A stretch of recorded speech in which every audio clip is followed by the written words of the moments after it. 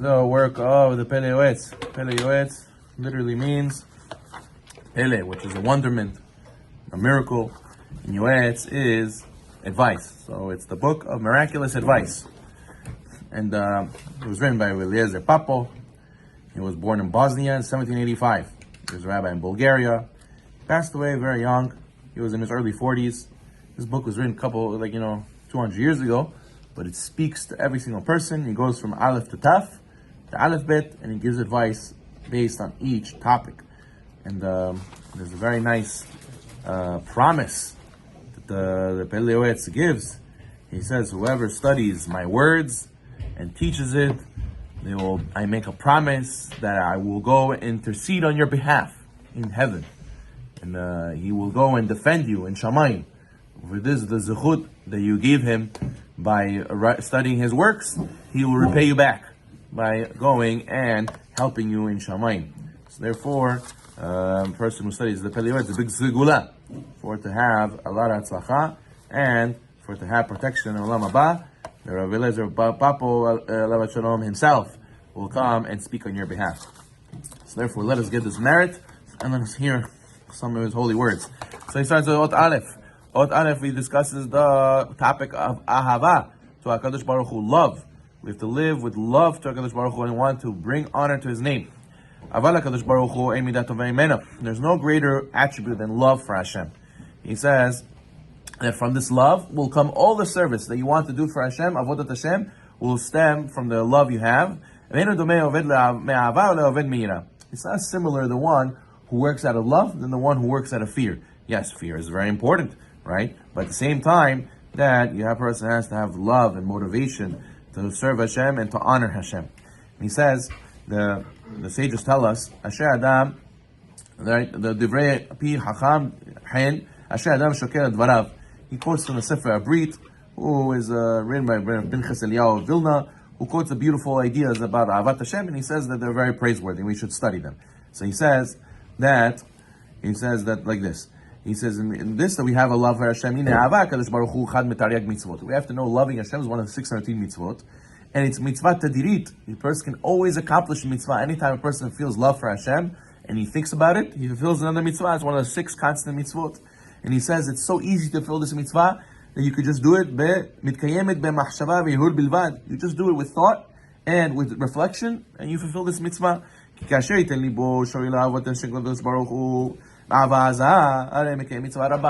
that you just think that you love Hashem and you're motivated to serve Him, that itself is a great mitzvah, Ahavat Hashem, and it's just simply done. You could do it any place, any time, and every moment you can do it. So therefore, it's a very, very special mitzvah.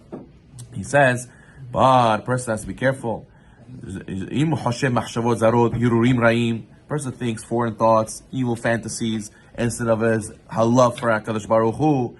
He says a person has to be careful. He leaves the source of living waters to dig for himself broken cisterns. He leaves the great mitzvah. You could have used your mind for a great mitzvah and you wasted it on something else. So a person has to constantly utilize his thoughts for it to turn them towards the HaKadosh Baruch Hu. And he says, he has to realize there's 2 types of love. He says, and what?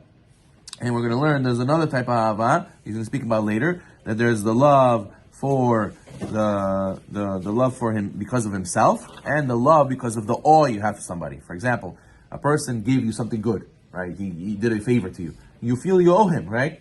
So he says, for example, a person, let's say a guy came to you in the middle of the night, you called him, I have a flat tire. I'm in the Belt Parkway at 2 o'clock in the morning. I came back from a wedding. Can you come save me?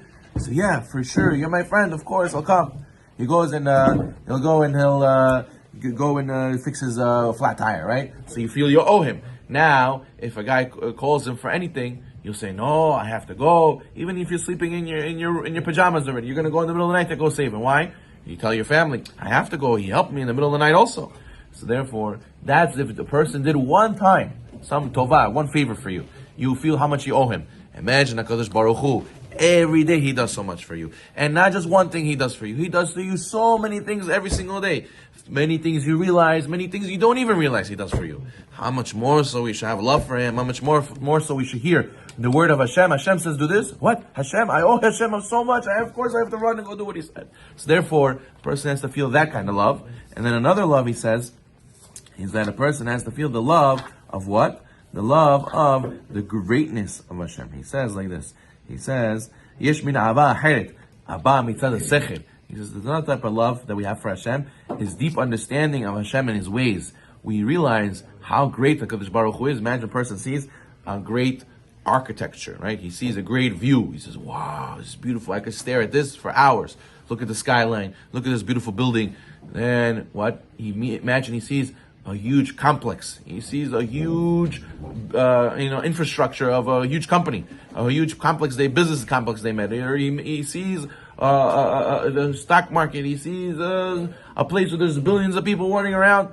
You imagine HaKadosh Baruch Hu, he runs the world, and the beautiful cosmos he made, and the world that he made, and our life that he made, and everything that he did, and how with such chokhmah, and how deep the Torah is, and how everything works out for exactly the right reason, and the right time, and the right place. He says, when you see somebody like that, lavdil, imagine a guy, he sees a basketball player, right? He sees LeBron James, he says, whoa, it's LeBron. Oh my goodness, right? Or he sees a guy, a multimillionaire. He says, oh, you see this guy? He's an oligarch. Wow, come. How are you? He says, shh. This oligarch is talking. Shh, listen. Oh, wow, he's amazing. I love this guy. So imagine a person sees a small amount of greatness. Look how he behaves. Imagine you see the greatness of HaKadosh Baruch Hu, how much love and how much awe and how much mesmerization you should be having in HaKadosh Baruch Hu in his wonderful ways. So therefore, you have these two things in mind, you'll be zocheh to have ahava for Hashem. Baruch